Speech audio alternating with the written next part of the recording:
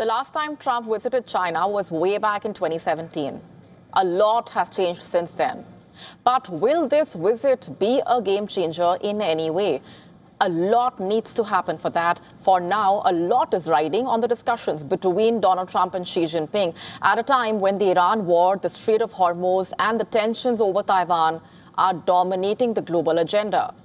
When the two leaders posed for the cameras, Xi Jinping appeared composed, also steady, perhaps a reflection of his long tenure in power. Donald Trump, meanwhile, showed visible shifts in expression. He twitched, even grimaced during the photo op. Donald Trump, who is generally accustomed to eating McDonald's, is being forced to expand his palate as well at tonight's state banquet in Beijing. The menu including lobster in tomato soup, crispy beef ribs, Beijing roast duck, stewed seasonal vegetables, slow-cooked salmon in mustard sauce, and also trumpet shell-shaped pastry, just to name a few. As the dinner cab between the two leaders went smoothly, there was little when it came to actual substance. What was on the menu, really? The first day of talks between the two sides appeared cordial, with both the leaders emphasizing cooperation and stability in the relationship. At that state banquet inside the Great Hall of the People, Xi Jinping said the relationship, in fact, is the most important in the world today, saying both countries must make it work and never mess it up. He also said China's rejuvenation and Trump's Make America Great Again vision could go hand in hand. Take a listen in. The people of China and the United States are both great peoples. Achieving the great rejuvenation of the Chinese nation and making America great again can absolutely go hand in hand, help each other succeed, and advance the well-being of the whole world. U.S. President Donald Trump struck a notably warm tone when it comes to the ties with China, calling the U.S.-China relationship one of the most consequential in world history. Trump highlighted cultural and economic links between the two countries, using Chinese food in America as a symbol of deep people-to-people ties.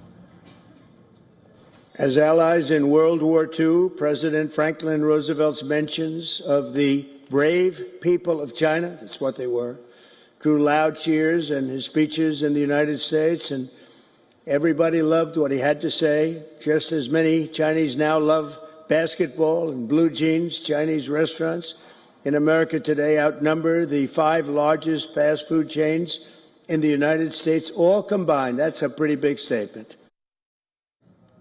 But behind the diplomatic optics, the smiles, the praise, the Iran war and the future of the Strait of Hormuz remains central to the discussions and also overall that visit. According to a White House readout, Trump and Xi agreed that the Strait of Hormuz must remain a free waterway and that Iran should not be able to impose payments or restrictions on global shipping through the strait.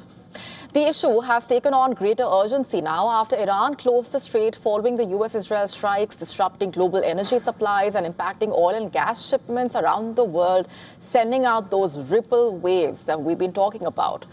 Trump, meanwhile, has been pursuing to ensure that the Strait of Hormuz remains open for international shipping, while simultaneously maintaining a strict US naval blockade specifically against Iranian vessels. Hormuz currently reeling between Iran's control and the US blockade.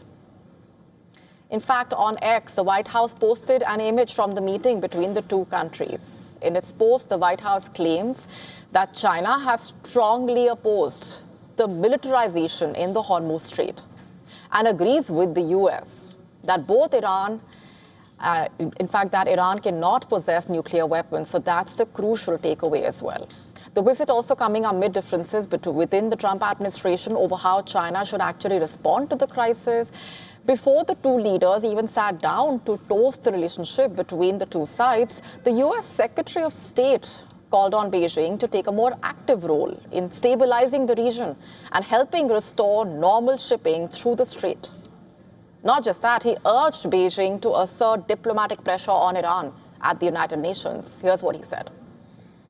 He did, and it was important because the Chinese side said they are not in favor of militarizing the Straits of Hormuz and they're not in favor of a tolling system. And that's our position. At the same time, a confidential U.S. intelligence assessment has raised concerns about China's role during the conflict.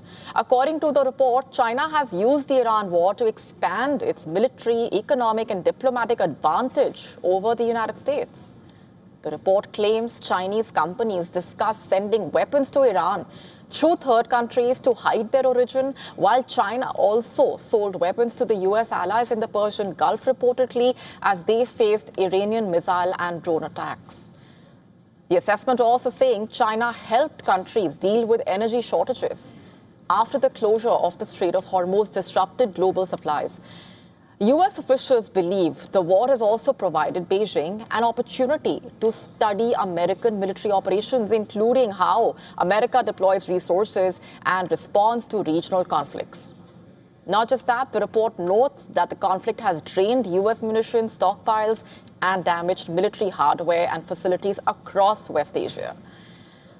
Taiwan also emerged as a key issue, of course, during that visit so far. While Trump did not publicly comment on Taiwan, very interestingly, China's official readout said Xi Jinping warned that the issue could push the U.S.-China relationship down a dangerous path and even lead to conflict.